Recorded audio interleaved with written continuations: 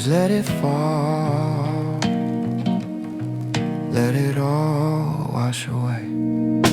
The sky turned gray around 2:30. Now I'm stuck inside with nothing much to do, watching droplets race down the cold clear glass, waiting for the heavy clouds to finally pass. I find a little peace in the rhythm of the fall, shadows dancing slowly on the bedroom wall. Old Polaroids scattered on the wooden floor remind me of the things I don't see anymore. The world is muffled in gray.